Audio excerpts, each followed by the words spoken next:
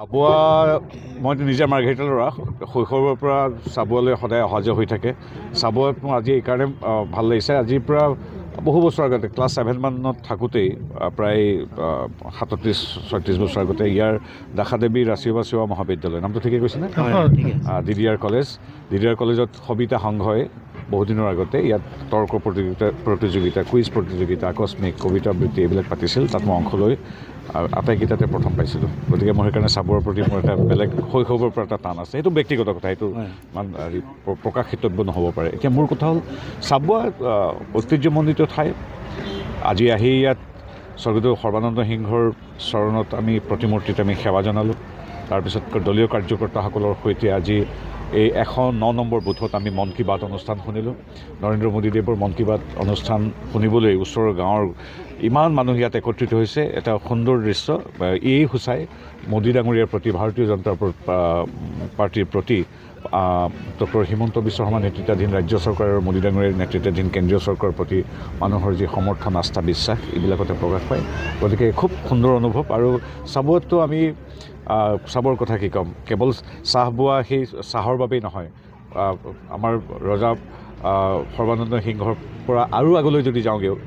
ঐতিহাসিক দিনৰ পৰাই চাবুৱা সদায় চহকী গতিকে সদায় এটা ভাল অনুভৱ ছাৰ অপ্ৰিয় হয়তো আমাৰ চাবুৱা আলম হৈছে AJP BJPৰ মাজত শীতল সংঘাত চলি আছে 26ৰ পাৰ্টিটোক লৈ আপোনাৰ মতে কেনেকুৱা হ'ব পাৰে চাওক আমাৰ কেতিয়াও আমাৰ মিত্ৰ দলৰ সৈতে সংঘাত কেতিয়াও নাথাকে আমি আজি আৰম্ভণিৰ পৰাই সদায় আমাৰ মিত্ৰজোঁটৰ সৈতে হাতে হাত ধৰি আগবাঢ়িছোঁ ইয়াত হয় মানে কি চাবুৱাত আমাৰ বিজেপি ইমানেই শক্তিশালী গতিকে বিজেপিয়ে প্ৰাৰ্থিত্ব বিচৰাটো অতি স্বাভাৱিক কথা আমাৰ মিত্ৰ দলৰো অধিকাৰ আছে গতিকে সেই সিদ্ধান্তটো আমাৰ শীৰ্ষ নেতৃত্বই ল'ব ৰাইজৰ লগত কথা পাতিব দলীয় কাৰ্যকৰ্তাৰ লগত কথা পাতিব কিন্তু এইটো কথা অনস্বীকাৰ্য আপোনালোক সাংবাদিকসকলেও স্বীকাৰ কৰিব যে চাবুৱাত ভাৰতীয় জনতা পাৰ্টিৰ সদস্যই আমাৰ এইখন সৰু চহৰ ইয়াতে পোনপটীয়াকৈ 50,000তকৈ অধিক মানুহে সদস্য ভৰ্তি কৰিছে তাতকৈ কিবা থাকিব পাৰে নেকি পোনপটীয়া সদস্য আছে 50,000 প্ৰায় প্ৰতিটো পৰিয়ালেই ভাৰতীয় জনতা পাৰ্টি গতিকে ৰাইজে ভাৰতীয় জনতা পাৰ্টিৰ প্ৰতিনিধি বিচৰাটো স্বাভাৱিক কথা গতিকে আমি কিন্তু যিহেতু মিত্ৰ দলৰ ধৰ্মটোক আমি বিশ্বাস কৰোঁ মই এতিয়া এগৰাকী সাংসদ বা কাৰ্যকৰ্তা হিচাপে যে কিছু কমেণ্ট এনেকৈ অফিচিয়েলি দিয়াটো অনুচিত কাৰণ আমি মিত্ৰতাৰ ধৰ্ম পালন কৰি আগবাঢ়োঁ কিন্তু এইটো কথা ঠিক ভাৰতীয় জনতা পাৰ্টি অসমৰ 126টা সমষ্টিৰ ভিতৰত অন্যতম শক্তিশালী হ'ল আমাৰ চাবুৱা 50,000 সদস্য আছে চাবুৱা লাহোৱাল পূৰ্বৰ চাবুৱা এতিয়া আমি কওঁ চাবুৱা লাহোৱাল গতিকে চাবুৱা লাহোৱাল আমি সঁচাকৈ কৃতজ্ঞ ৰাইজৰ ইমান মৰম আৰু শুভেচ্ছা আমাৰ প্ৰতি আছে ছাৰ জুবিনৰ ন্যায়ক লৈ অখিল গগৈয়ে বিধানসভাত আপোনাৰ নাম উচ্চাৰণ কৰি গ্ৰেপ্তাৰ কৰাৰ কথা কৈছে অখিল গগৈ এই কথাবিলাক যদি ইমান গুৰুত্ব দিবলৈ হয় মানুহ মানে কামেই নচলিব গতিকে অখিলৰ প্ৰতি শুভেচ্ছা আছে কেতিয়াবা তেওঁৰ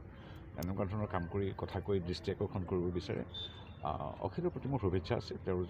নাজানো স্বাস্থ্য কেনে তেওঁৰ প্ৰতি মোৰ শুভেচ্ছা আছে অখিলক লৈ মই ব্যস্ত হ'লে মোৰ একো কামেই নহ'বগৈ যে 6 জনগোষ্ঠী জনজাতিকৰণ যি প্ৰতিবেদন আগবঢ়ালে বিধানসভাত তেনে ক্ষেত্ৰত তেওঁ কৈছে যে টুপি দিয়া নাই এবাৰ তেওঁ জাপি দিছে বুলি কৈছে এই সন্দৰ্ভত কি ক'ব অখিল গগৈৰ পৰা লুৰিণজ্যোতি গগৈলৈকে গৌৰৱ গগৈৰ পৰা আপোনাৰ ৰকিবুল হুছেইন দেৱলৈকে